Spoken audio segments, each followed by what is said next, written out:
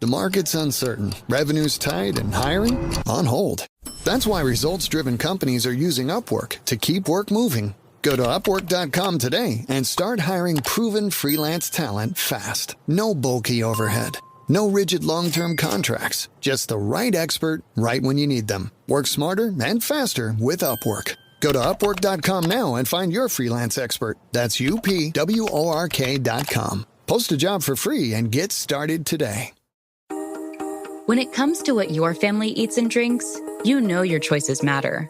You're the expert because you know what fits your life. And getting it right starts with good information. That's why America's beverage companies are sharing more information about our ingredients at goodtoknowfacts.org. No spin, no judgments, just the facts straight from the experts for more than 140 beverage ingredients. Visit goodtoknowfacts.org.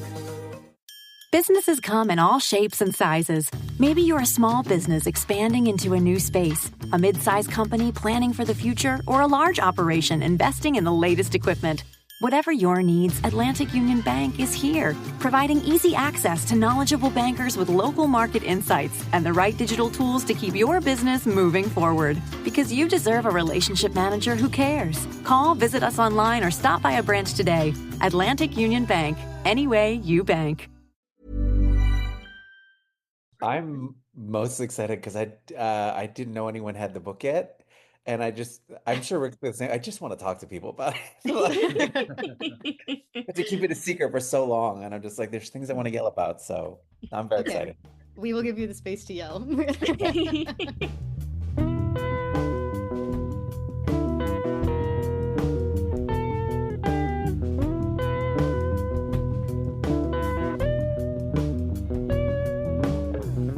Hi, everyone. And welcome to Monster Donut, a literary and historical deep dive into the Percy Jackson series and all of its following spin-offs. I'm Phoebe, a dramaturg and story consultant. So I'm Emily, a classic scholar-ish. And today we are covering The Court of the Dead by Rick Riordan and Mark Oshiro, who you might have heard on our last episode. I know. If all goes according to plan. But to be clear, we are recording this before that conversation. Hope it turns out well. No idea what's going to happen there. Hope I don't have to cut this segment. But yeah, we haven't read the book yet. It actually doesn't come out until like 2 or 3 weeks from now, but we're recording our predictions before we jump in. Yeah, because this time around, because we're interviewing them before the publication date, we have been gifted an ARC advanced reader copy. So we are going to be doing what we always do, but just a little earlier. Right. And if you're unfamiliar with what we always do, we record episodes about new releases in 3 segments. The first segment is before we read the book, we go through predictions and create a bingo board made up of things that we think might happen in the book, things that we hope might happen in the book. And then we cut to our reactions. So as we read the book, we have our mics in front of us and basically just react into the microphone as we go. So that'll be the next segment. And the third segment will be we come back together after all of that and discuss our findings. Mm-hmm. Speaking of which, okay, so back when the book was first announced, we made a predictions episode that we posted on our Patreon that was looking at a few of the interviews and blog posts Rick and Mark had done about the book when it was announced. But now also there have been some sample chapters released. And in a twist from the way this usually goes, I have read the sample chapters and Phoebe hasn't. Yeah. I've been busy. I'm not going to spoil too much because I want to hear Phoebe's response to some of the stuff in these chapters. But like, if there's something relevant to the predictions, we'll talk about it a little bit. We've also posted on social media to ask for y'all's predictions, so we're going to put some of those in the bingo board too. Can't wait. I am famously always super wrong. Yeah. Like it's funny because usually I'm not confident at all in my predictions, and this time I felt so confident, and then read maybe like 8 pages of the preview and was immediately sort of proven wrong on one of them. Oh, interesting. Where do we want to start? I think the easiest place to start is like looking back at what the book is about, like what the synopsis is. Okay. So the description of the book that we have right now. A few months after returning from the depths of Tartarus, Nico and Will agree to join Nico's half-sister Hazel Levesque at Camp Jupiter on the west coast. She needs their help in managing a situation that the boys inadvertently brought about. The demigods showed the monsters of the underworld that they have options. They don't have to be evil. Now, some of those monsters have taken up residence at Camp Jupiter. Nico and Will are on site assisting Hazel with a group of refugees when one by one, monsters start disappearing from camp. A mysterious dark force is at work, and its plan is to punish all monsters for their past crimes. Things only get worse when Nico, Will, and Hazel learn that they're all connected to it. Okay, shall we throw out some guesses as to who the mysterious force is? Yeah. So when we read this initially, our guesses for mysterious dark force at work, which some of these were jokes. But were they? Because I think I threw out Octavian. Yes.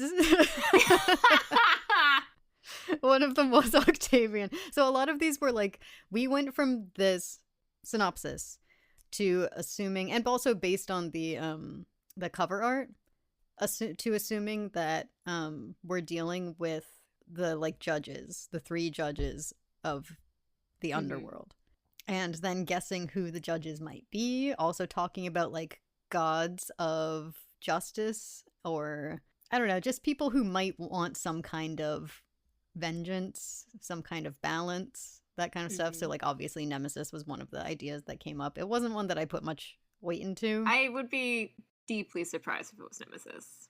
We said maybe it's one of the emperors. They're dead now, but they've become judges. We said Luke as a judge. Famously, one of the judges is also Minos, which would be kind of fun. That was our biggest. That's still one of my biggest predictions, is that like Minos will somehow appear in this book. I think it's a really good theory. Yeah, especially considering the Minotaur is on the cover. And seems to be playing a pretty big role in this book. Yeah. A couple of the predictions that were sent in on Instagram are about the Minotaur. Minotaur is really interesting to me because he's been reclaimed a lot recently as like a monstrous figure in Greek mythology, kind of like Medusa. Should we put Daedalus on the... Like, let's just put all the Theseus myth characters on here. Daedalus? Theseus? We haven't gotten much Theseus, actually. Ooh. Maybe we'll finally deal with Theseus. For the Minotaur, I think the easiest thing to put on the list is just like Minotaur Redemption. Is just like a square. Because that feels pretty safe. That feels like a free space to me. Yeah. We got 2 submissions about the Minotaur, which are oddly almost like responses to each other. Selena said, Minotaur apologizes to Percy. The idea that the Minotaur can talk is... That's a good one. Put it on the board. Is Percy in this book? I think that's also obviously a square. Yeah. It's just Percy appears, cameo. which like he's at school in New Rome along with Annabeth, so I want to put both of them on there. I feel like Rick is kind of done writing them, but I want to see them as always. I feel like it would be good to see some Percy after The Sun and the Star, like through Nico's eyes, you know? Okay, so Minotaur apologizes to Percy is what Selena sent in. Ashley, who was on our podcast, wrote, Percy forgives the Minotaur. A separate prediction about a very similar situation. Okay. I like them both. While we're talking about Percy, Julie sent in Percy slander. Put it on the board. Okay. Let's see. What else was on our list? Can we make some New Rome predictions and cameos while we're here? Yeah. We know that Frank will be there based on the interview. I've been hoping for a Son of Neptune trio reunion, or just a reference to them existing with each other. I don't know if it needs to be a reunion. I don't need to see them on page. I kind of just want like someone to mention, like for Frank to show up and be like, I was hanging out with Hazel and Percy the other day. I just want those 3 to hang out more. Oh, what about my God, my pink-haired lesbian friend? How is it that I remember Her mom is Terpsichore, but I don't remember her name. Lavinia. Lavinia! I remember because I had theories about like Shakespeare and Lavinia and it didn't pan out. Yeah, I mean, I guess she kind of leads me to a sort of topic. I'm not sure exactly what I would want to put on the bingo board for this, but Trials of Apollo fallout isn't quite the word, but like, you know, I would like to see references to what happened in Trials of Apollo. Something I would love to see out of this book is Will and Apollo's relationship from Will's perspective. We got like some of it from Sun and the Star, but I'd like more. I'd like more insight into how he's feeling about his dad after having spent so much time with him and like having seen where he ended that series. Because I really liked that one like dream moment that Will had that was Apollo basically just saying terrible things to him.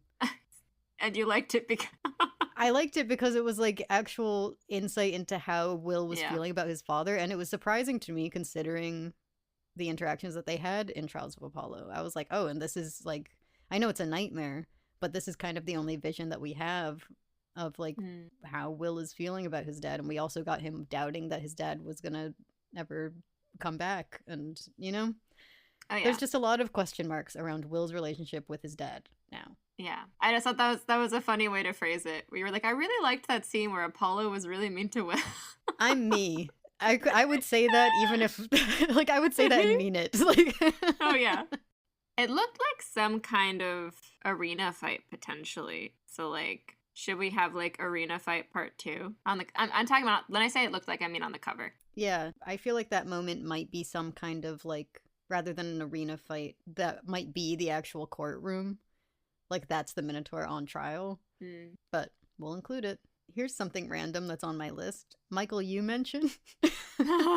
Justice for Michael Yu. I just want more. Really, I'm like, I want to dig into Will so deeply.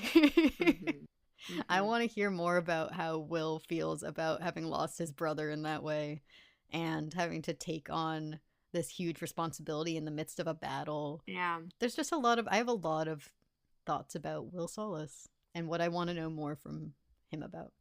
Over on Patreon, Latino Kaya predicted a couple of things, but one of them was a Will and Hazel solo adventure. That would be fun. Which I read this and was like, I fully believe that will happen. It makes so much sense to me for there to be a moment where those two are alone together, having to do some part of the quest. Does that mean Frank and Nico are gonna have a heart-to-heart too? Please, please. I didn't think about that part. Please. Going off the sample chapters, it seems the Cocoa Puffs are going to be quite present in this book. Yeah. I did like the way they were used. I was surprised by the way they were used. I like that they're a tool to force an emotional reflection on you. Yeah. I would love for Percy Jackson to encounter one. Any of them. Old Faithful, Tartarus trauma unpacking. That is not happening. What if I just put a vague Tartarus trauma on here and then Will and Nico talk about it, and then I get to cross it off. Two things. One of them, I would love to see another really intense dream sequence, because I loved the dream sequences in The Sun and the Star. Yes, those were some of my favorite parts of that book. The second one is the interview that Mark and Rick did about the book focused so much on Hazel, and I wondered if we'd get a Hazel point of view. Ooh, okay. Because, like, in my head, I'm like, this is the Nico and Will series. We'll only get Nico and Will. But, like, it's the Nico D'Angelo adventure, and Hazel is very important to Nico. As important as Will is, so... My next thing is circus predictions. Right. It seems like there's a circus. Yeah, based on the Cosmopolitan interview, there's a lot of references to carnivals and circuses. It's mentioned in, like, the first page of the book. Yeah, so I don't think we can put it on there, but what we should put on there, I'm going to put Carousel on there. Actually, there was a Carousel in Tyrant's Tomb, though. Maybe that's done. I'm going to go with Ghost Sideshow. But now I keep thinking, wasn't there a Danny Phantom episode with a ghost circus? Circus Gothica. Circus Gothica reference on my podcast. I cannot believe I'm the one who brought this up. Neil Schusterman. Full tilt. Now we're just naming things that I liked in 7th grade. One of my big predictions that I made in our Patreon episode was that this book was going to shake up the mythology on how the underworld works. Not like it wasn't just going to be how we feel about monsters, and that was going to be like where we deal with judgment. It was also going to be dealing with like who gets to go to Elysium, who is punished, especially because that's a big part of Hazel's story. And that we were going to have to like take a hard look at how the sorting system of the underworld works. I don't know how confident I am in that prediction, but it feels relevant if we're talking about judgment. We're talking about the underworld siblings. Yeah. I also can't help but think of the Oresteia, because we actually talked about this when we had Rob Rakiki on the pod. It's a trilogy of ancient Greek tragic plays about like the Furies sort of coming after people on the cycle of vengeance. And it's a story with like a trial, and sort of the theme and takeaway of the final one is that the only way to stop the cycle of vengeance is justice. So I can see if there is going to be heavy references to a Greek myth or story, I could see this one coming up because it seems relevant. There aren't a ton of things left on our list. I wanted to see more of Hazel's earthquake powers, or just like earth powers. Reyna is a good one, because I remember when we read The Sun and the Star, I was begging for more Reyna mentions. So it only makes sense if you're at Camp Jupiter. She's a hunter now, though. Yeah, but she just left recently. So there's people, you know, it's especially when you have like Hazel and Frank trying to figure out like how to run a camp in Reyna's absence after all these years. I think a good one to end on is a fantasy fanatic on Instagram suggested that it might end with a cliffhanger. Make it a trilogy. Make it a trilogy. I don't think there's any plan for it to be a trilogy, but I could see it ending with a cliffhanger in the way that like Tower of Nero or like The Last Olympian like end with a cliffhanger where it's like, here's the introduction of a new something that will come up in a later book that maybe Rick's planning. Not necessarily within the Nico books, but like I could see him planting something that he's thinking, this is what I'm doing next. All right. Some of what we just said might have been contradicted by our conversation with Rick and Mark next week. But the next time you hear our voices, I don't know which of us you'll hear first, but we'll be in separate rooms reading through The Court of the Dead. Yeah. I am now on the Danny Phantom wiki for Circus Gothica. Don't remember actually pulling up Google to do this. Just did it in a haze. Thank you all for your bingo board submissions. We're gonna win this time, I swear to God. Someone will get bingo. We've got this, guy. Should we just put in Ethan Nakamura for the hell of it? Just throw in a few wild cards. Oh, did I not say him? He's on my list. Okay, incredible. And surprise Alabaster Torrington. Oh, Alabaster Torrington, of course. Like, hang on. Oh, Tyson cameo. Because monstrosity. And he's there. He was the start of it all, in many ways. All right. One of us. We'll see you in a second. Okay, I'm like a couple pages in, and we just got to something that I kind of want to talk about. This is a really interesting moment with Mr. D and Nico here, where, first of all, it seems the Cocoa Puffs, or I'm going to call them Caco Demons. Phoebe's going to call them the Cocoa Puffs. It seems the Caco Demons are not only like personifications of Nico's emotions, but they're actually able to give other demigods, including Will, like very extreme reactions. They're able to kind of take that emotion and put it onto other people, which is really interesting. And it's also really interesting how Mr. D seems to be training Nico to almost like deputize him to have therapy at Camp Half-Blood, which is a really interesting concept. I mean, they mentioned like symptoms of PTSD being ones that Half-Bloods would have to deal with, which makes sense considering, you know, the life of a Half-Blood. So I feel like from the start, the arc of this book for Nico is maybe being set up here as like him being able to take on the responsibility of helping other people's emotions. Like I make maybe The Sun and the Star was really about him coming to understand the darkness within himself and the many complexities within himself.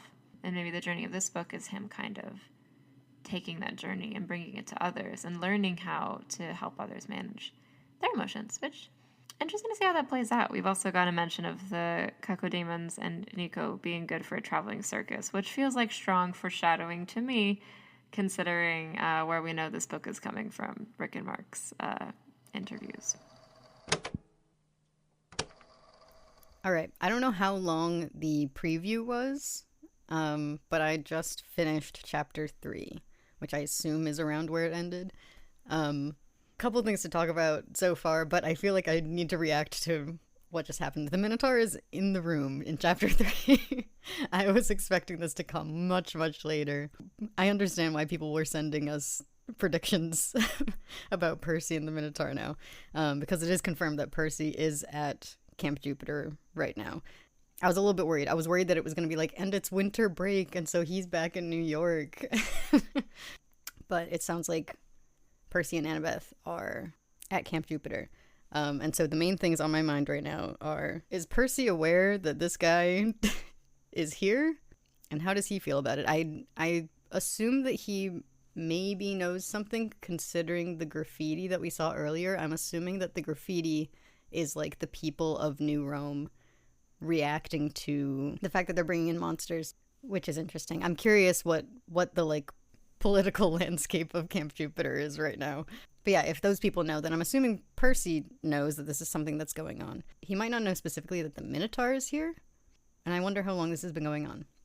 But anyway, I'm curious about that. I'm also curious about what Will's reaction is going to be, because this is what's really on my mind right now, is that of all of the monsters, the Minotaur is one that we know has been one of the most cruel to demigods.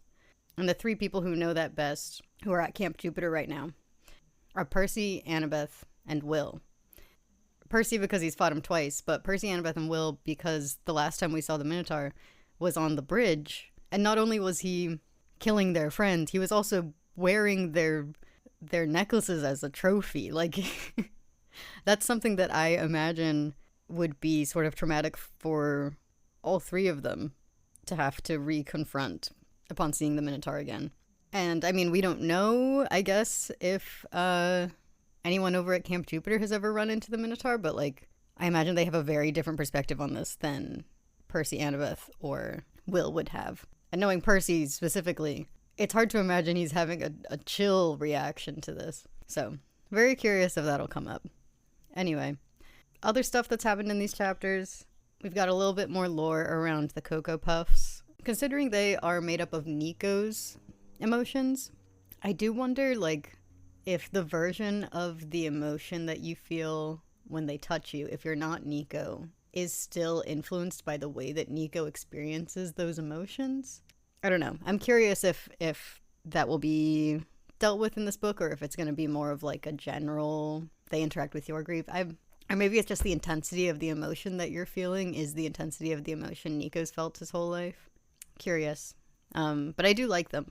I mean, we've talked already about how much I enjoy the fact that these Nico books have a more like emotional angle, or emotional angle that they enter the books from. And these are like the perfect device to just put that into as many scenes as possible. So the Minotaur can talk, and he's introduced himself by his name, Asterion. The Minotaur also, Asterion wants to make amends with Percy Jackson, despite the fact that it is mentioned in the narrative that Percy Jackson has killed him twice. Oh, sorry, I've kept reading, and now it seems also we have a callback to the names having power, but he's asking Will to use his name Asterion because it has power and not his epithet, which is an interesting reversal of the way we usually see the sun. This is very interesting indeed. I'm going to keep reading. Okay, we've just got an explanation from the Minotaur, Asterion, on what's going on here. I really like this. I really like how much his description of his experience parallels the description of what the demigods experience, because I think I brought this up in our Patreon episode and not again in our predictions portion of this episode, that I wanted to see the monsters and the demigods realize they had a common enemy in the gods. And I was mostly joking. I didn't really think that that would be sort of immediately where we were going. But he describes it as, my existence settled into a routine. It was the same for a millennia. People in power summoned me, gods, titans, greater primordials, and sent me after their enemies. I killed many over the years. I was always told, you are terrifying, you are dangerous, kill this hero, eat that hero, bellow and rampage, that is your job. But after Percy Jackson, when I regenerated once again in Tartarus, there was only silence. Time stretched endlessly before me. Without any real purpose, I began to wonder, what did I want to do? And so there's that dual parallel of, like, your entire purpose being dictated by the gods and the quests that they send you on, and being a being that has experienced, like, total silence from the gods when you are looking for some kind of guidance. I really love that parallel. I'm very into this. Also, unfortunately, we just said that we really don't want to bother Percy and Annabeth. They better bother them. Or else. Okay, we're getting some pretty interesting lore here. Apparently a lot of the monsters in Tartarus, essentially they get summoned out of Tartarus by external forces, meaning other gods like Kronos or Gaia or the gods, to come to Earth and wreak havoc, do their bidding, essentially. And Astarion has now revealed that, I guess after the defeat of Gaia, that stopped. At least I think that's sort of the shift that he's referring to. And now that Nico and Will have also kind of broken the status quo by the two heroes going to Tartarus to save a Titan, now it's sort of like they can kind of be who they want to be. But I think, it seems that Phoebe's prediction about some of the rules of the world shifting is indeed coming true here. I'm curious how this is going to play out for the rest of the book. I'm also really curious what this is going to mean for the Percy Jackson universe. Also, another interesting lore bit is the fact that the Minotaur was sort of born, existed, and first of all, now Theseus apparently accidentally killed him, like he was losing the fight, then slipped and accidentally stabbed him. And the Minotaur, he refers to his first life as like his mortal life, and then he's killed and was born in Tartarus, and then he says his existence kind of became cyclical, as we've sort of theorized before. But it is interesting that kind of being killed, I'm assuming by the point he was killed, he was mythologized, because of, the stories and everything. And so interesting to, like, because his story is very much one of being forced into being something he never wanted to be and something that doesn't suit him. And then in death, he found no peace, but rather replaying the same pattern and story over and over and over again, serving masters, being denied agency in much the same way we've, I guess, talked about Half-Bloods being denied agency. So this will be interesting to track over the course of the story, is like what else we learn and what the implications are for the series. All right. I read ahead a bit. I'm around page 90. It feels so good to be back at Camp Jupiter with Frank and Hazel. I just love them so much. I love seeing the two of them trying to work together on this. We did get some more insight into what's going on with the monsters, or mythics.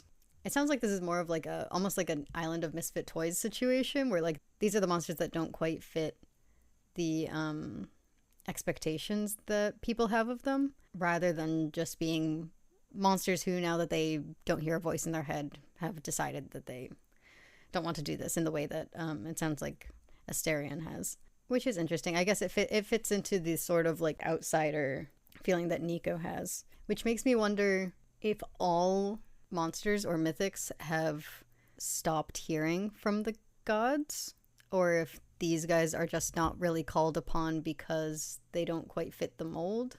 I don't know. I'm hoping for some more elaboration on like what's up with the gods right now, I guess. I don't know that I'm expecting that. It's just something that I'm hoping for because I'm very curious whether this is like a widespread thing that the gods have just sort of taken a whole step back. I don't even know. I guess that would I guess that would mean there's sort of an immediate reaction to Apollo's return up there.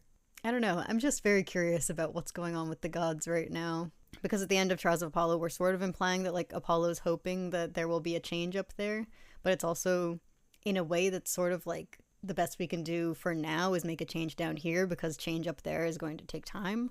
And so I'd be surprised if it was like there's an immediate change up there. The gods have taken a step back like they should, or which they honestly shouldn't in some ways. I don't know. I'm curious what the godly implications of this are. Also, I feel like we've built a bit, or at least I have built a bit in my head on the parallel that I was just talking about in the last time I turned this microphone on between the demigods and the monsters, specifically pertaining to... Here's the thing. This book feels like it's setting up Percy showing up just because he comes up so much in this book so far.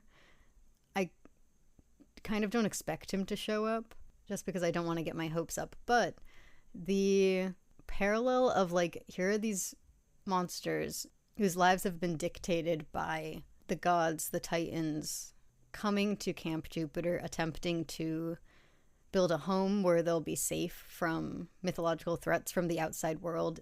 Meanwhile, Percy Jackson is up the road doing the exact same thing. And like, Annabeth is also, I feel like we've gotten less of Annabeth's perspective on what she's doing there at Camp Jupiter. I feel like it's very clear that what Percy's trying to do is escape and find safety. And so I just feel like he wants to be in this book so bad. I don't want to hope. It just feels like an obvious way to like tie at least some of Percy's story up into a nice little bow. The fact that all of these creatures are here and so many of them are ones that he's encountered before. One of them is like one of the very first monsters that he ever encountered. It just makes sense. It makes so much sense for him to show up, but also with how much they don't want to bother him, I don't see it happening. But I'm like, you can get lunch with him. Just grab lunch and talk. I need to stop bringing up Percy because this is the Nico book and I know I'm supposed to be thinking about Nico.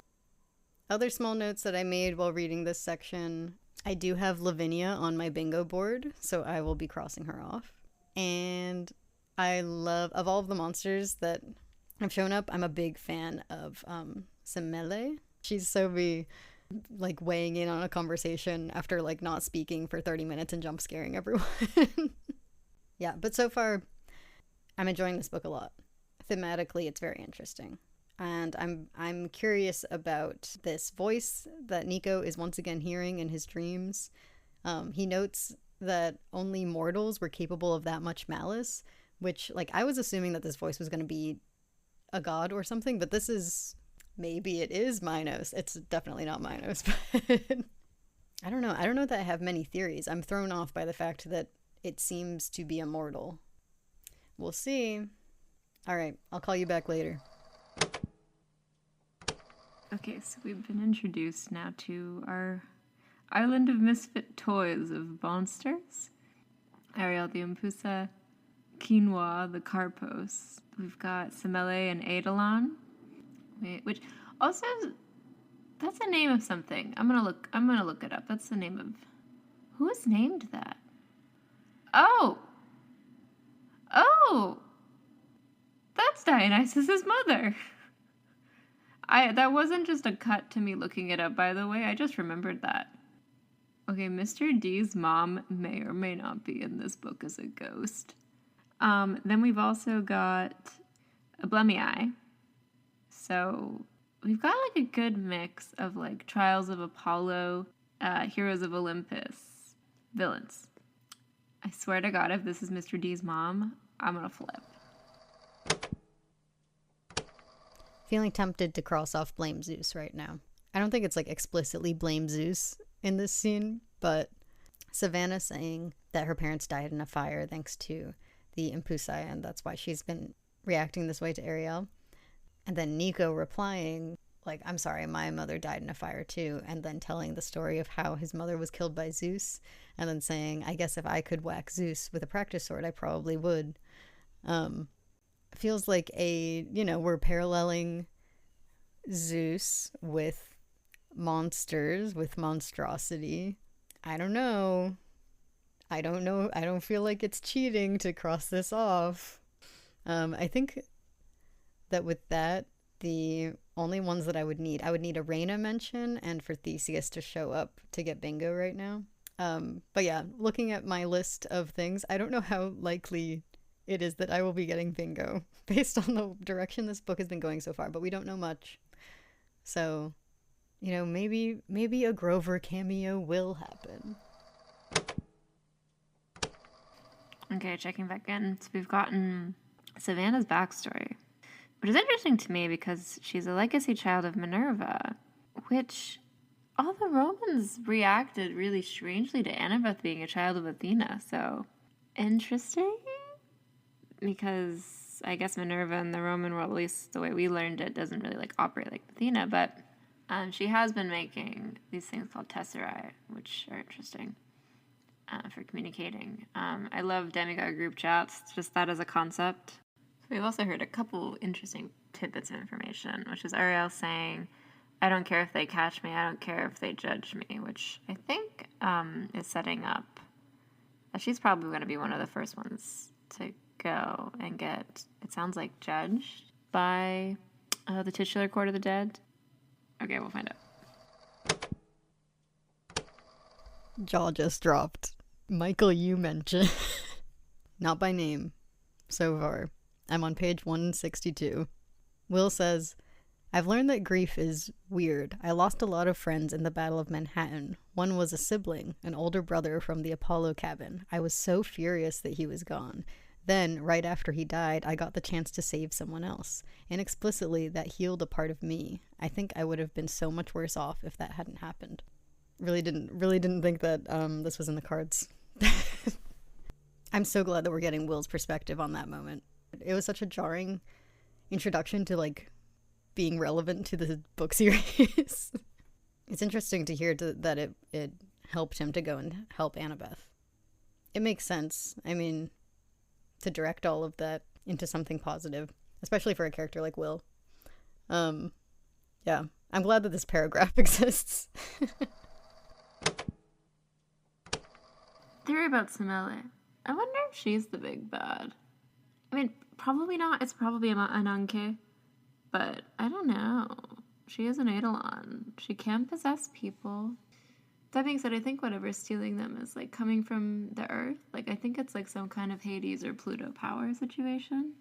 I don't know. My money's on an Anke. And then the other two judges of the underworld.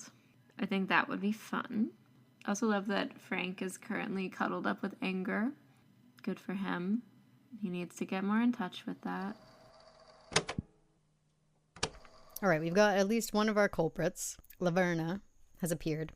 I'm gonna hold on to my theory that the one at the head of all of this seems to be someone who is mortal or was mortal at some point.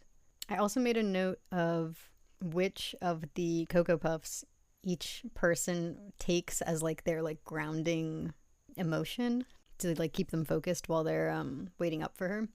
Hazel chooses guilt, Frank chooses anger, Will chooses grief, and Nico chooses loneliness. I feel like there's more to say there that I'm gonna keep thinking about. My last note was that I'm a little put off by Hazel and Will's increased powers. Something feels like it's up with the fact that Will was able to channel that much light and be glowing like that to the point that it burns if you get anywhere near him, and that coming up in the exact same scene as Hazel saying that now she understands more of how the mist works, all at once, those two powers increasing. I feel like something is happening. I don't know what, but something about encountering Laverna feels like it did that to them. So I just finished a chapter with Laverna. I'm going to make a crazy prediction. Okay, first of all, I'm pretty sure Laverna is probably a child of Nyx, which is maybe why the Cocoa Puffs react to her. I'd have to look up her mythology to be sure, but that kind of feels like cheating until I get to the end of the book. Yeah, I wonder if it's a lot of children of Nyx. I wonder if they're all I feel like a lot of the justice gods have to be, or at least a lot of the night gods. I mean, a lot of the night gods are children of Nyx, so it'd be kind of interesting if, like, Nyx is sort of, like, in charge of the courts. I don't know. Like, it's something that's got to be connected to her, maybe. I feel like there's been enough, like, foreshadowing and hints. But my crazy theory, though, is I wonder if it's something to do with, like, specifically minor gods kind of taking their revenge and being able to come back and have more say. Like, I would love that, because I would love to, like, bring Jason back into this a little bit and, like, the consequences of Jason's death. I don't know. I feel like there's something there that could be kind of cool. Okay, a couple things getting crossed off of the bingo board right now. First of all, costume change. I'm obsessed with Hazel's outfit. I assume that a lot of the fan art that comes out of this book might be of these outfits. Second of all, it seems like Will does recognize one of these judges. So it doesn't sound like we will necessarily, just based on the fact that Nico and Hazel don't recognize the voice, which is surprising and exciting. Imagine it's Michael Yu. Michael Yu is here. Does Nico know Michael? I don't know. What I also think is interesting about this scene, that I'm assuming we'll elaborate on, is how many monsters are here. Because I had those questions earlier around, like, is no one still hearing the gods in their head? Are these few mythics that made it to Camp Jupiter alone in this? And it seems like an entire courtroom of monsters creating some new way of judgment. I don't know. My assumption would be that maybe they are all no longer hearing anything and trying to find a purpose. Yeah, very curious about that. Asterion just got brought into the courtroom. So I'm assuming there's more to come very soon. Okay, so Hazel has just, I'm putting this in quotes, died. I didn't comment on Asterion also, quote, dying, and that's because so much emphasis has been placed on the mist, and then Hazel said, don't believe it, that I think there's a lot of mist involved, because, like, how do these chuckleheads have the power they claim they have? I don't know exactly how this is all going to play out, but I am pretty sure that something's going on, and we will be reunited with our friends.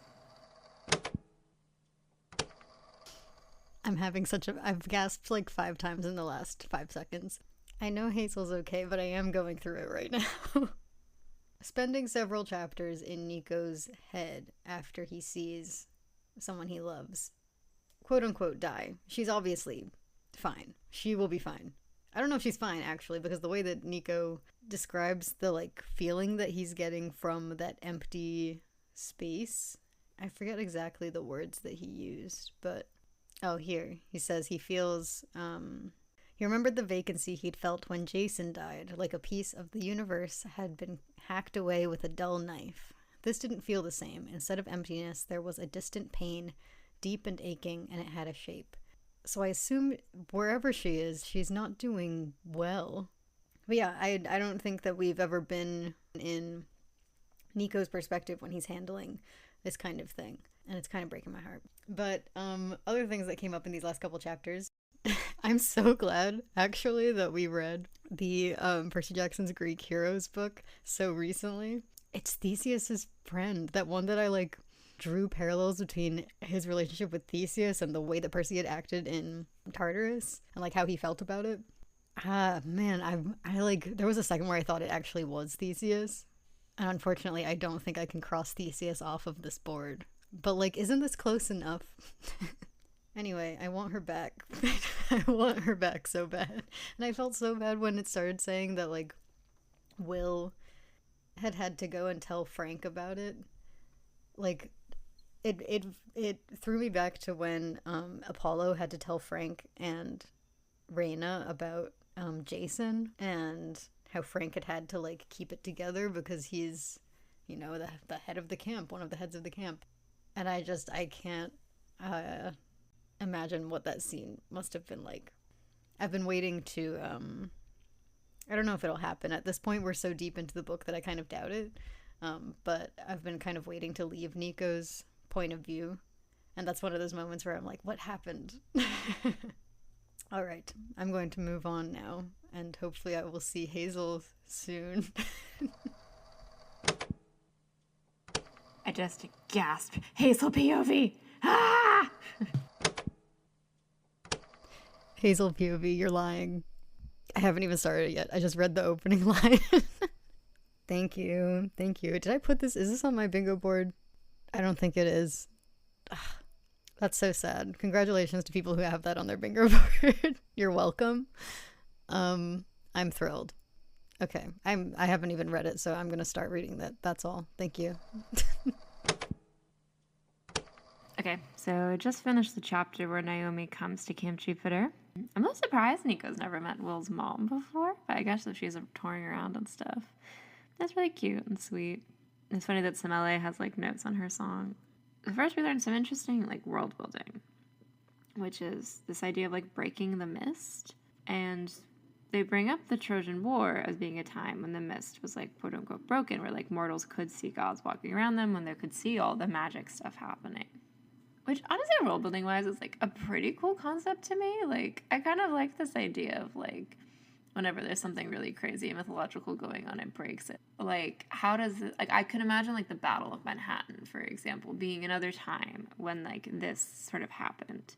And I can imagine, like, many other times in the Percy Jackson universe in which, like, maybe this happened. And they want to trap Hades. So my prediction is... he's going to try to trap him, and Pirithous' plan is to trap mankind, like, in a rock somehow. That being said, like, there are myths about trapping gods. You just need, like, Hephaestus-level gear to do it. But if he's working with, like, the goddess of thieves or, like, other minor gods, are we going to get a surprise Bride of Martis? Maybe? I don't know. But, like, I'm wondering if also there's something here that they're just setting up with, like, the number of minor gods potentially being able to overpower a greater god. Because, I mean, if we're, like, if, you know, Jason's been building them temples and stuff, theoretically the minor gods are getting more powerful a little. So I wonder if there's something interesting in the world building there. Or, because there's something interesting, too, about, like, thievery and entitlement as a theme in this book.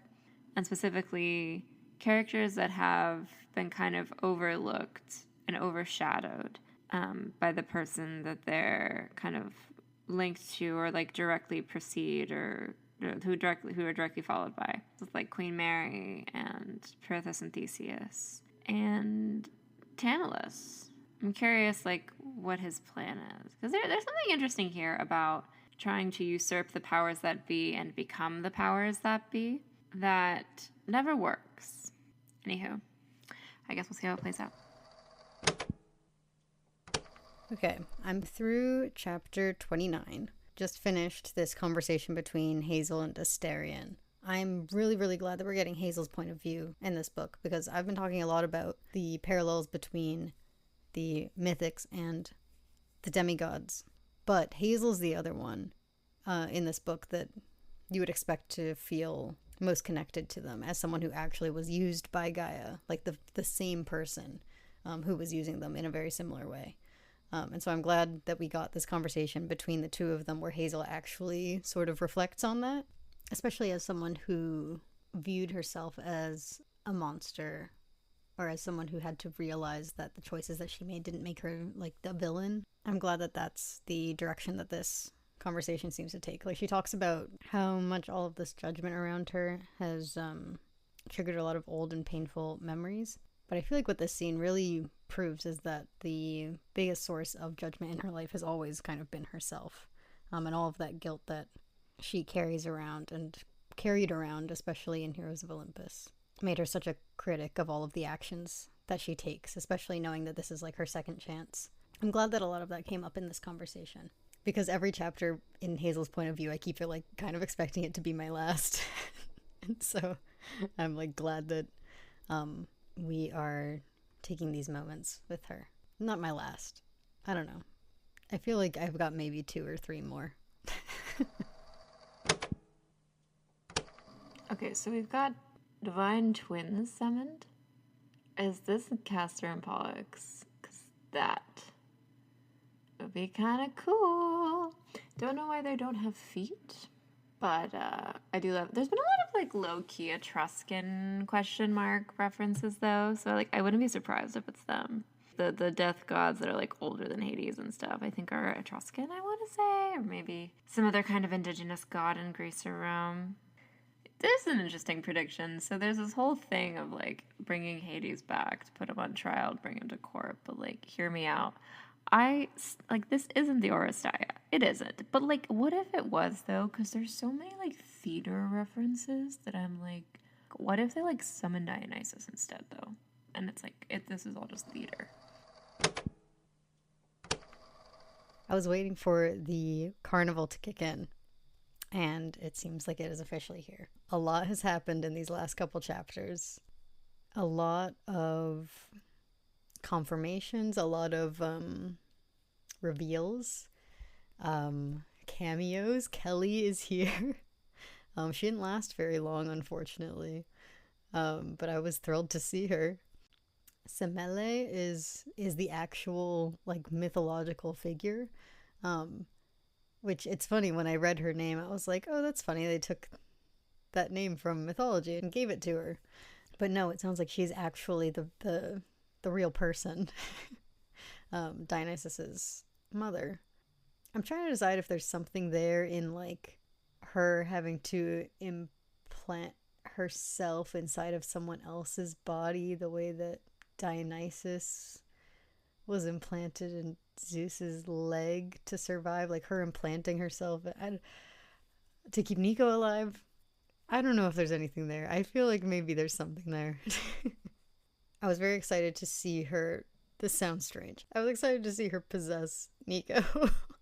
One of my theories, I don't think I ever said on the mic, was that she was going to end up possessing someone in this book, just based on the way that she was talking about it, and like this whole, oh, if I do it too many times I'll fade away, which I'm kind of still expecting to happen. I feel like we might be saying goodbye to her soon.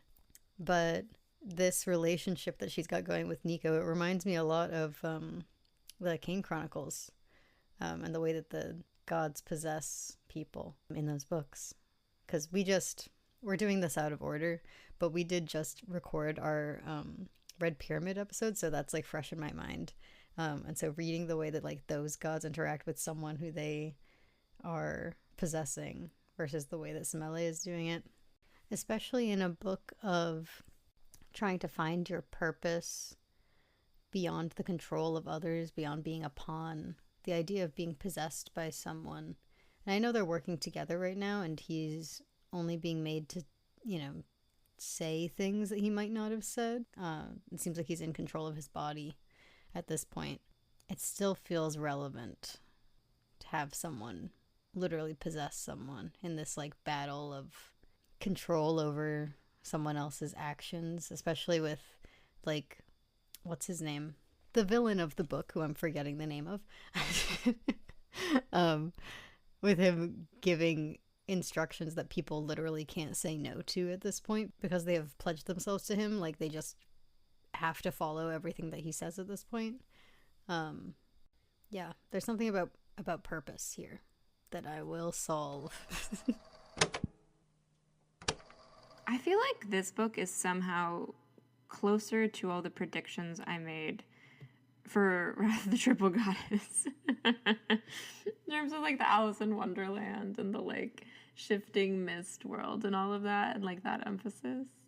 I'm also now dying to know what the kernel that began this was for. I think because in the article, like, Mark said they pitched it to Rick, so I'm like curious like what the pitch was.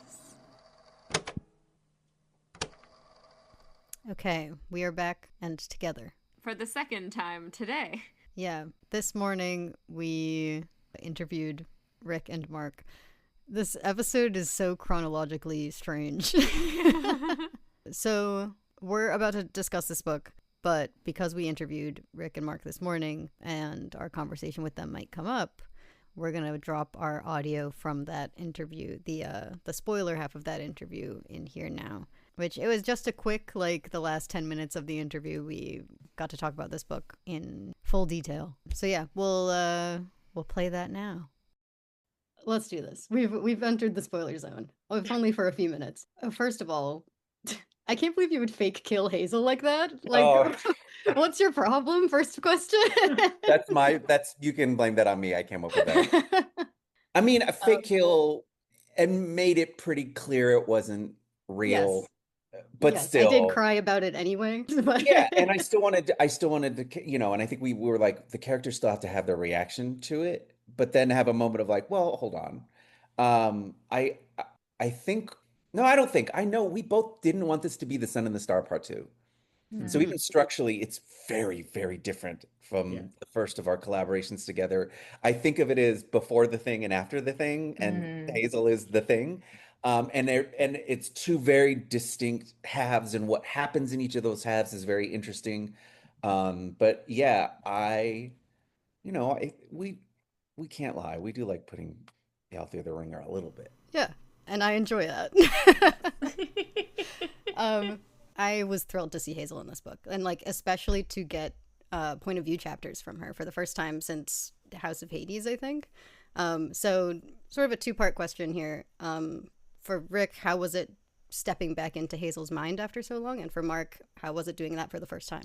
It was fascinating, and it was a lot of fun, and it was very gratifying to revisit that character, especially since she has grown so much as a person since we saw her last. And I hope that I've grown maybe a little bit as an author and sort of been able to kind of appreciate who she is and what she's going through a little bit more than perhaps when I first wrote about her.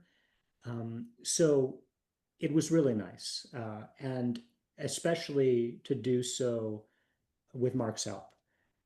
There is something, I guess I want to say reassuring, but also reinforcing about being able to have a team approach to examining these characters. And I don't know, two heads are better than one, I guess. I don't know, but I do think that the effect is greater than the sum of the parts when it comes to co-writing a lot of these characters. And I think Hazel's a good example of that.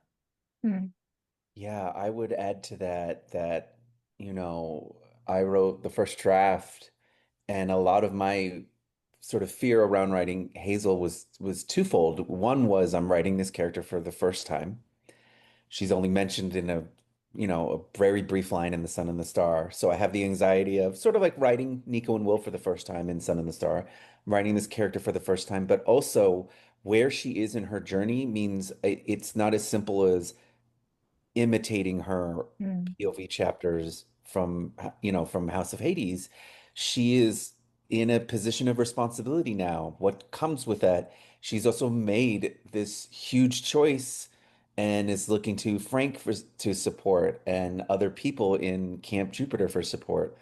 And I loved getting to explore, and a lot of what the work Rick and I did was like, well, what sort of feelings does she have now that she is responsible to other people and that people look up to her? That's not necessarily a place that she comes from. And how does that intersect very specifically with her past and her past with her mother?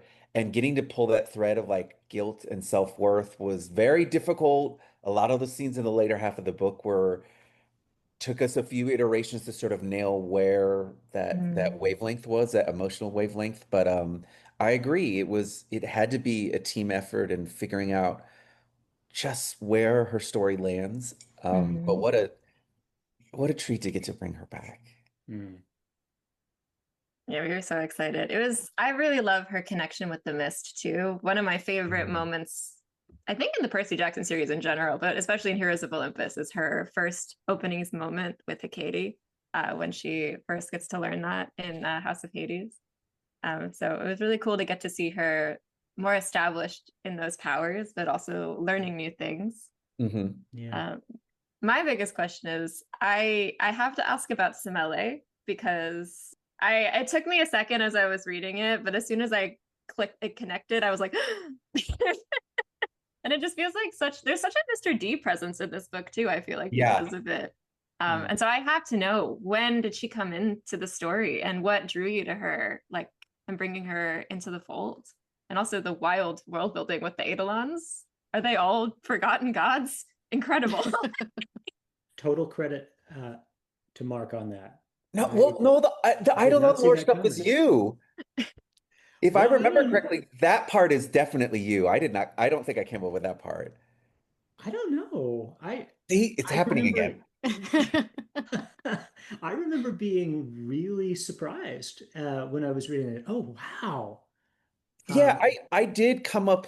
uh, Part of it came from when I was writing the early scenes, like, oh, Mr. D does have a bigger presence, yeah, yeah, and we had this conversation of like, well, Nico has just gone through this huge journey with his mental health in the first yeah. book, and then it's sort of like if the first book was like, how do you be in a relationship, and now it's like, well, what do you do when you've started healing? What does that actually look like?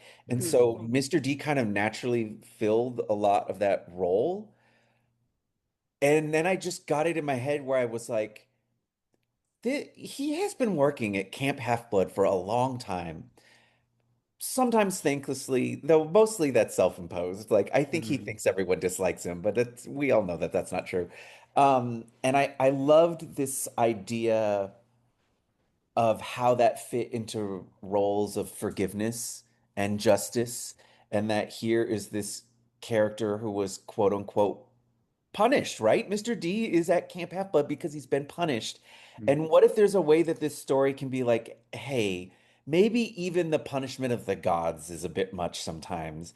And Mhm. to have this story where this is not the reason Will and Nico go on this journey. It's not the reason they go on this quest, but to show that sometimes in the pursuit of justice, you can grant grace and love to people you don't even know, and you have no idea that you're giving them this peace and this closure and making them more annoying because Mr. D gets exponentially more annoying. My memory serves me. I just came up with who she would be. You came up with building out the Eidolon lore more. Mhm. Because I remember being surprised at that when I got the draft back and was like, oh, I wouldn't have even thought of that's incredible. And it makes so much sense when yeah. I think Rick came up with that part. Well, see, this is the beauty of the co-writing process is I have no idea. Yeah, I don't either. I don't have a memory of coming up with that. I could probably even pull up the outline before we started writing, and I don't think it was in there. It was well, whatever the case was, I'm really glad it's in there because Yeah. it was not something that it was not a road that I thought we were going down, but it makes a whole lot of sense, and it sort of opened up another fold, like a fourth dimension, and said like, Yeah. oh, there's this other thing. Ah, this is really interesting. Yeah. I do want to we only have 5 minutes and we have one other question, but I do want to Okay. like give you a moment to just talk about these all these exciting characters that you were just talking about bringing in for this like the two gods of Apate and yes. Dolos. Yeah. That's Rick. That was Rick's suggestion. I do know that. Yeah, any particular characters that we brought in this time that you want to just go Yeah, off give about? it. Oh, So many to go off about. and there's so many new ones too. Yeah, I'm also having the struggle because I've written two books since this one, so I'm like Hmm. trying to yeah, remember yeah. characters' names at this point. Kelly's sister and Oh, Pusa's sister, Oh yeah. Ariel. Yes, Ariel. Ariel. What? Because here's the thing in constructing these characters, yes, it was fun to write some of them as very cute and what is it? Oh my God, I forgot all the names. No, I'm gonna no, have to I believe reread you. this book before we go on tour. Is it Johan? Yeah, Uh-huh. Yeah. Johan. I Like was it and Johan or Johan? Johan, I actually think it's probably Johan. I'm not very good with pronunciation, even of characters I create. So Mm. don't rely on me. I've heard But it both ways. yeah, I wanted to make sure that every character wasn't this like perfect model of goodness and this idea that like monsters are like good or bad, but instead creating Mhm. this spectrum of how they behave and how they react. And I particularly like the position that she is in and some of her interactions with a particular, new camper at Camp Jupiter. A Mhm. lot of that was like at times difficult to write, but very, very satisfying to be able to draw out such complicated emotions, both Mhm. in Nico, in Will, in Hazel, in her, and in the other campers. And I think of all of the newer mythics, she might be my personal, like I have a soft spot for her, and also the Mm. Minotaur. Yeah. And it all came from a joke about him knitting his own tidy whities, and that's the joke that Rick made, and I was like, wait, no, I really like that. Yeah. And so yeah, the Minotaur also, and just getting to reframe his whole story and give him some agency in it. Yeah. I kind of felt empathy for the readers in that many of them have said, what about this character that you barely mentioned? I want a whole novel about them. And now I kind of feel that way too. It's like, no, I'm not ready to say goodbye. Quinoa, the pseudocarpus, love him. And I kind of want to know what's happening nowadays with him. So anyway, there's so many directions you could go. But even knowing that there's no sort of opportunity to follow all of them on their complete life journey, I think that is the beauty of having a story that you create and hand over to the readers, because it leaves room for their imagination to fill in those spaces and to think to themselves, here's my headcanon about what happens to that character. And I think that's beautiful. Yeah. All right. One final question. We ask a variation of this question in every episode of the podcast. This book takes place at Camp Jupiter, where, unlike Camp Half-Blood, they do not have a bead to represent the end of our journey. But if each of you could design a bead to represent the journey we go on in the Court of the Dead, what would you put on it? A bunch of cats. That's all I'm saying. Yeah. Yeah, I mean, yeah, we'll go with that. Yeah, a pile of cats. Like, it's got to be very chaotic. Right. Like, the closer you get to it, it's just more and more cats. And you think you've seen all the cats, and you turn to another, and you're like, oh, there's another one. Oh my God. I'm just glad that there's now people who know. Just the last 100 pages of this book was maybe the funnest experience I've ever had. Just unhinged. I was having a blast. I was like, what could possibly come next? Well, if you figure it out, let us know. Yeah. Thank you, Rick and Mark, again for coming and hanging out with us. Yeah. It was fun to dive in, even just for 10 minutes. So, The Court of the Dead. Yeah. It's a little different because we have talked a little bit about this book just to come up with questions. Yeah, but we did sort of avoid the major stuff, and we've also just listened to each other's audio that you all just heard of us reading the book for the first time. Yeah. Where do we begin? Just gonna repeat, can't believe they would fake kill Hazel like that. Phoebe also texted that to me because she knew I'd finished the book already. It was very clear that, like, she would be back and that she was fine. Yeah. But the amount of time that we spent just, like, grieving whatever had happened to her, I was upset. I had tears in my eyes for Nico, for Frank. When you're talking about this, like, how many of the 7 now have we, like, had that moment for of, like having to grieve, people having to grieve them? And it's, like, everyone but Annabeth and Piper. When's their turn? Yeah, I think there's a specific way, though. Like, I brought this up because I think there is a specific way that the Romans are dying in this book series, which is these, like, horrible getting stabbed by spears, specifically. The dying directly in front of people, like people having to watch that happen at the hands of evil men. I don't know. They're just like, there's a specific way that I feel like the Romans have been dying that upsets me every time. Yeah. Well, actually, where we should start is, did you get bingo? No. I was literally shocked that I didn't, though. Like, when I finished and saw that, like, I hadn't crossed out Reyna mention, I was like, oh, I must have missed it. No, they didn't mention her. And, like, Control F, and no Reyna mention. Not even in the glossary. So when you sent me the link, you sent it via text. So I opened it on my phone first without thinking, forgetting that it generates a different board on the computer.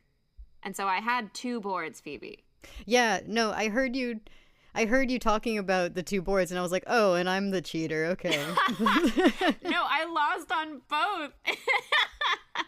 I think it was possible to get bingo, though. Yeah, I checked. I crossed off enough that, like, even though we were very wrong about what this book was, I feel we did get enough things right that this might be our most successful bingo board. Low bar. Well, I had a few question marks I didn't cross off. I did cross off Spooky Circus and Michael Yu. Arena Fight. Did you cross that one off? What would that have been? Well, I feel like when I was listening to your reactions, I kept hearing you putting the brakes on cheating. I kept being like, what would Phoebe do? So I was tempted to cross it off because I was like, well, they were in the bank and they did stand up to fight someone. I think that if you can say that, I can get bingo, I think. Okay, this is controversial. I crossed off Tyson cameo because I was like, what would Phoebe do? They mentioned him so many times. He did something in this book. And so even if he wasn't, like, on screen, on page, like, he was relevant to the plot. He was actually essential to the plot, so... Yeah. Okay, I didn't cross this one off, but I'm going to. And hear me out. It's the Oresteia. Uh-huh. I'm gonna make it the Oresteia. We'll get into it when we get to the analysis portion of this episode, but this is actually the Oresteia. I'm gonna make it the Oresteia. Okay. I think if Tyson cameo counts, then I can cross off Theseus. I crossed off Theseus. Okay. They mentioned him. We talked about him. He had an impact on this story. Okay, then I only needed Furies in that. Although, I only needed Furies, but I crossed out Minoans. Yes, Perithus is a Minoan, by definition. Yeah, that's why I crossed it off. I was like, well, he's here. He's here. Okay, so the reason why I'm arguing this book is the Oresteia is because it's the story of Clytemnestra murdering Agamemnon and taking control of his kingdom. And then subsequently, a cycle of vengeance, basically. Because Clytemnestra is murdering Agamemnon in revenge for Agamemnon's sacrifice of Iphigenia at the start of the Trojan War. So she murders him in vengeance for her daughter. But then her son, Orestes, murders his mother and new stepfather in revenge for the murder of his father. And so it kind of creates this familial cycle of vengeance. Basically, then Orestes is dogged by the Furies, who come after him for the crime of matricide. And he, this is important, gets sanctuary from Apollo long enough to flee to Athens. He pleads to Athena, who decides to decide this all once and for all and puts him on trial. And then the jury rules in a tie, and Athena casts a final vote, breaking the tie and ruling that Orestes is innocent and that he should no longer be pursued. And it's basically, and keep in mind, these plays were done in Athens during the Festival of Dionysus. So this play is very much about the Athenian justice system at the time and its importance. But specifically, it's also about how justice breaks the cycle of vengeance. Okay, parallels here. First of all, a lot of people ship Orestes and Pylades, and that's like kind of like a known gay ship in the classical canon. Number two, I mentioned Apollo kind of gives respite. So we've got Will Solace, child of Apollo. My third parallel I'm drawing here is, okay, if Nico's Orestes, let's say, and he could be part of this cycle of vengeance. Now, Nico at this point has already sort of chosen to remove himself from the cycle of vengeance, I think, through many of his arcs throughout Battle of the Labyrinth, I would say The Sun and the Star. It's kind of re-examining those decisions, I would say, and then like kind of coming out of it. But he does come out of it now surrounded by these physical manifestations of a lot of his like darker moments in the form of the cacodemons. And I would argue that in this book, the cacodemons can kind of take the place of the Furies because they're kind of those visceral reminders of past wrongs. I do think in this book we see trials and judgment and respite, although with interesting twists. Like everything's kind of flipped on its head where, in a way, the Furies in this book are actually the salvation and the the trial is the problem. But I do think, in its own way, this book does kind of use the framework of the Oresteia. But we've already broken the cycle of vengeance, so then it's kind of taking it one step further into like, well, what happens if justice and the way things have always been isn't fair anymore? Mm-hmm. So it's almost a response to the Oresteia. Yeah. I see it. Right? Because I think what makes this book really interesting also to me is like how timely it is, because I think we're now at a point in our society where it's like, well, what does justice look like if you can't trust the judges? Like, what does justice look like if people are determined to not change with the times? I also think this book has a lot to say about the kinds of people that want to remain in the status quo, and the kinds of people that think they want to change the status quo, but they don't actually want to change the status quo. They just want to be the ones in charge of the current status quo. I don't know. I think in a time, too, where, like, we're seeing increasingly the weaponization of the courts and of the police force and of other, quote-unquote, law-keeping forces being used very obviously to not do justice and instead do judgment. I think these are questions that need to be asked. And that was Emily motoring through all of her major themes. Yeah, no, I think that is a pretty strong one. I like that they're all sort of tied up in the Oresteia. It was funny that you brought up in your reactions the theater masks for the judges. Yeah, I'm surprised you didn't talk about that at all. I didn't talk about it, but I was thinking about it because, like, one of the big themes that I was thinking about was truth, reality versus lies, and the way that that plays into, like, all of these conversations around judgment and unfair judgment and what justice looks like and trials and the mist. And, like, I in my head, that was one of the biggest themes, and one of the pieces of it was like the theater of a courtroom. Yeah. And like the show that is sort of put on in there, and the fact that reality almost doesn't matter, especially in this courtroom. It reminded me of some of the stuff in The Sun and the Star with Nyx, and like Will seeing the realities of Tartarus briefly, the Cocoa Puffs also, and that like when you handle them, you kind of have to face the realities of your emotions. That's kind of the best way to face them, is by facing the truth of what's happened. I was trying to put together a thought on how the mist functions in this book and how it's working, and I never fully got to a complete analysis. Because there was something about breaking the mist that I haven't figured out yet. Yeah, that was something that I was thinking about in relation to this idea that I was just talking about, because it was like breaking the thing that has been hiding reality from mortals for so long. And if we're having these conversations about the importance of facing reality, what does it mean that like we're about to break the thing that's protecting them all, but is also a lie? Yeah. The thing that I found kind of interesting was like all of our predictions were operating under this assumption that this was like real underworld judges. Yeah. But they're fake underworld. They're all fake underworld judges. Mm-hmm. Something else I thought about, but I don't think I mentioned. Thoughts on Percy and Jason being possessed by... Yeah, by forgotten gods. Forgotten gods. We have to now reread The Crown of Ptolemy, now knowing that Percy has already been possessed. Yeah, now I'm sort of like, I wish we had more information about their experience. Now that we've like had this experience, that it feels very reminiscent of like the Kane Chronicles, where like there's an active conversation going on. I'm curious what that experience was for Percy and Jason. And I think it also happens to all the boys, doesn't it? Leo?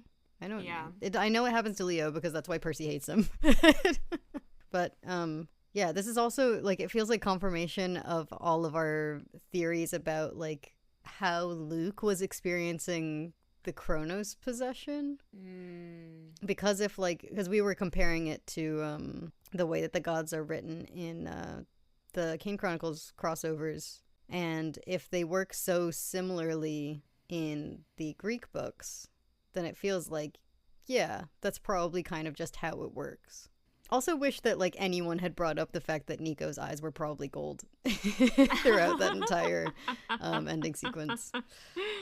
But yeah, I wonder, I guess that's just a thing when you're possessed by, like, a god, at least in these books. Maybe your eyes just turn gold. I always assumed gold was just sort of a Chronos color, but it sounds like it's just sort of a you're possessed by a god color. Do we think Will had seen Luke possessed by Kronos and saw the gold eyes, and then saw Nico possessed and saw the gold eyes? Like, do we think... Will was on that bridge.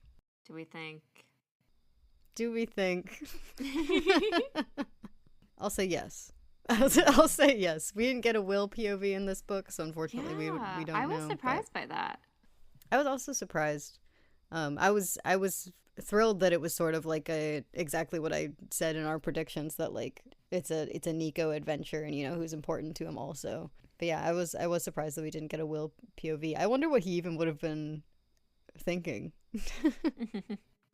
Frank in this book was interesting to me. I was so thrilled to see those two, Frank and Hazel. What did we think of them as a couple in charge of Camp Jupiter? I was very into it because, like, the main window into it that we have is this disagreement about, like, whether we allow the monsters sanctuary, what we do with them. It was interesting to see Hazel, well, predictable to see Hazel leading with her heart, but interesting to see Frank trying to lead with his head.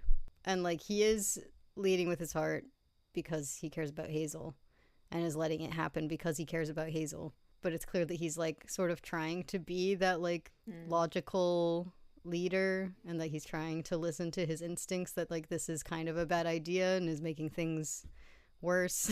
I was thinking about this, though. One of my first notes I took on when you were talking about how the Roman camp was, like, how the Romans were responding to the monsters coming in is actually, like, historically speaking, the pipeline of enemies to refugees to being auxilia in the Legion to just, like, part of the Empire is so Roman. That's how the Empire was formed. It was like they'd go fight an enemy. They would get a combo of, like, refugees and also not refugees, slaves that they would bring into the Empire. And it would take a few generations, but you would sort of slowly see this changeover and change in status where, like, at the beginning of the Roman Empire, for example, back when they were conquering Gaul, like, all of the kind of Celtic peoples, there were a lot of Celtic refugees that were allies of the Romans that were coming in being displaced, which is actually what, like, caused, I'm putting that in air quotes because they were going to do it anyway probably at some point, but that's what, like, quote unquote caused the need to, quote, pacify Gaul, was all of these refugees coming in who had been displaced that were allies of the Romans. And then they kind of went through and just conquered all this territory. I was thinking about how of all of the places for this to happen, it does make the most sense that it would be the Romans. Yeah. Like, there's a pipeline. It all made me wonder how, like, different pairings would have reacted. You know, like, how would Jason and Reyna have reacted to this same situation? How would Frank and Reyna have reacted to this situation? Like, it's hard for me to imagine that they would have ended up with this result without Hazel in charge, though. That's true. I think because Jason and Reyna are logic-forward thinkers, especially Jason. Like, I was just, when we were preparing for this interview, I was re-listening to our House of Hades episode, and we talked a little bit about, like, the way that Jason's mind works and how even when he's, like, talking to someone who he's known for a while, who he cares about, if they do something that, like, sends up a red flag, he, like, notes it, and, like, he isn't one to brush it off. He's now, like, cautious of Hazel because she's very powerful. You know, he's just practical in that way, you know, judging Nico from the stories that Percy's told and being like, maybe we should just leave him behind. So that pairing specifically, the Jason and Reyna pairing, I'm like, this would not have happened. You asked a really interesting question that I want to come back to, which was, have people stopped calling on these monsters? Like, what's changed with them specifically? Or these mythics, rather? Yeah. That was one of my big questions, was, like, what's up with the gods right now? Yeah. It was kind of interesting that, like, in a way, the monsters are given quests, too, of, like, you just got this god in your head telling you what to do, and kind of in a way that robs them of their agency.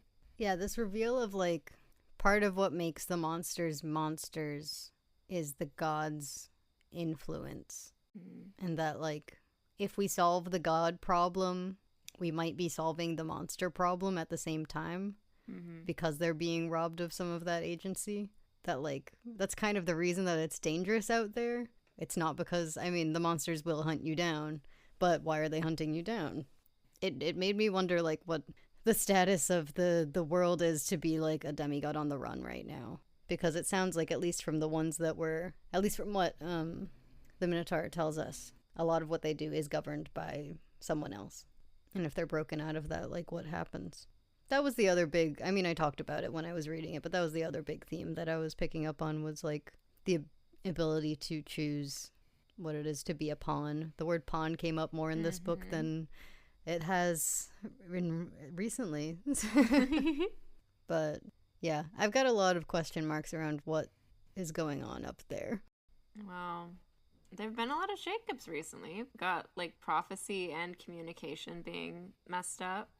I also, it makes me wonder, because we've got a few mentions in both Camp Jupiter and Camp Half-Blood that there's a lot more campers coming. Like, a lot of campers.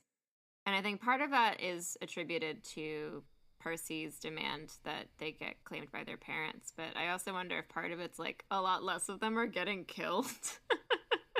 Yeah, that could be it. I was assuming that it was, like, Apollo doing some kind of work behind the scenes. But we learned in this book that, like, all of this happened in the same year. I feel like in less than a year, Apollo probably isn't doing all of that. Apollo's probably still, like, taking a nap, recovering from the trials of Apollo. Like, he's probably not awake yet. He'll, like, wake up, be like, "Oh, it's been like an hour, right?" Maybe this is why we haven't seen Will talk to his dad yet, is because actually the end of Trials of Apollo hasn't happened yet. You know, that part where he does his, like, reunion tour at the end when he wakes up? He actually hasn't even woken up yet. But yeah, this is a book where I feel like I've felt the most change on the godly end of things than I have anywhere else. Yeah, it feels like stuff has changed and is continuing to change. Does that feel satisfying after Trials of Apollo to you, these changes? I think it would if I knew why. I think it would if I understood exactly what was going on. I think we're so distant from what's up with the gods right now that, and, like, the fact that it's attributed to, like, Percy rather than anything that Apollo's doing. I've just sort of got a lot of question marks right now around, like, all of the changes that are happening. Why are they happening? What's up with the gods? Do they feel more free to change right now because they're not worrying about anything? You know, they don't have Kronos or Gaia, and so they feel safe to make some changes, and then as soon as another threat comes back, they'll probably go back to the way that things used to be. Yeah, there's just not much of a godly presence in these Nico books. Like, godly as in, like, Olympians. Like, the fact that it was hard to cross off Blame Zeus in a Percy Jackson book is crazy. That is so true. But yeah, it's something that I wonder if we'll get answers about, because, like, I think it'd be satisfying to see changes happen after Trials of Apollo, but I also feel like the end of that book suggests that this will be a longer process. That was something that I did like about this book, is that, like, after Trials of Apollo, because we're not in, like, a main series, I have kind of been going into these books not expecting much of, like, a status quo shift. Expecting more of, like, a slice of life, cute little adventure, even when it's not so cute, even when it's Tartarus. I mean, it kind of was, though. It was cute. Their little boat ride through Tartarus. And so I was excited to see such Was Tartarus just a dark room ride? Large shift in the way of things in this universe. Did you just call it a dark room ride? It's a dark ride. That's the part you're mad about. I was waiting for that joke to hit, and I was like, I said it wrong. Phoebe doesn't start laughing. All right. We heard Rick and Mark's bead for this book earlier in this episode. But what is ours? The most, like, striking image in this book to me was the Hazel mythomagic figure with, like, Maria's blood on it. Mm-hmm. I feel like I'm still wrapping my head around the symbolism of that moment. I think mine's the Hades theater mask. Mm-hmm. See, that's like thematically relevant and a good beat for the end of the summer.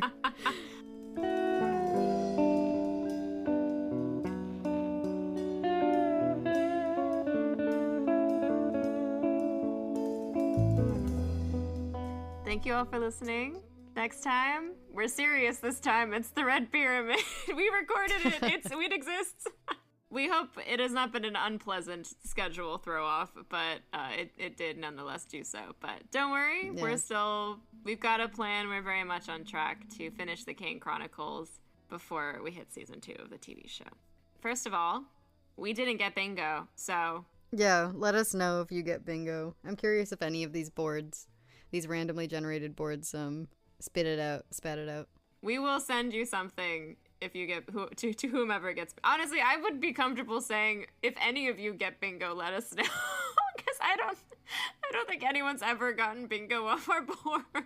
If you want to join the conversation, you can do so either by emailing us at monsterdonutpodcast@gmail.com, or you can find us on social media at PJOPod on Twitter, Instagram, TikTok, and Blue Sky. You can also find links to our merch shop, monsterdonut.redbubble.com, at all of those places. Yeah, check out some of Phoebe's amazing art on our merch. 10 out of 10 would recommend. Also, very appropriate considering season 2 is coming. Gotta rep Monster Donut. It's her moment on the big screen coming up. I did just add a very basic, like, Monster Donut staff shirt. You made but it. It's just text. I'm gonna make, I think, another version of it that has like more illustration on it. But if you want just a plain, like, subtle Monster Donut staff shirt, that is up there now. You can also find the full video of our interviews of Mark and Rick on our YouTube channel. Those might be up a little later than the podcast episodes, but they will be up. If you like the podcast and want to support us, also, you can do so by leaving us a rating or review. That really helps us out. Or if you enjoyed this episode or any of our episodes, sharing them with a friend is always really great. And we've already done our big Riordan verse wrap up, but this is not going to be the last time we talk about these books or the Percy Jackson series. So if you have any thoughts or analysis you want to send, please do so. Likewise, if you're in a position to and want to support us financially, that really helps us out. And you can do so either on our Ko-fi, which you can find on our Linktree, or on Patreon, where you will also get a heads up for when we do interviews like this, and even suggest questions that we might ask, plus get other bonus content.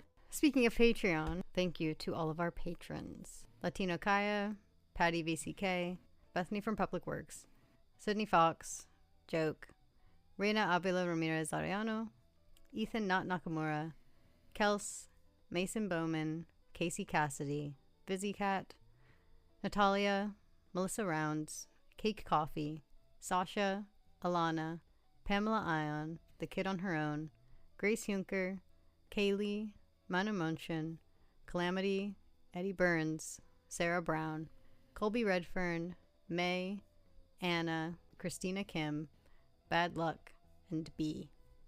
Thank you all for being with us. We appreciate you all deeply. See you all next time. Goodbye.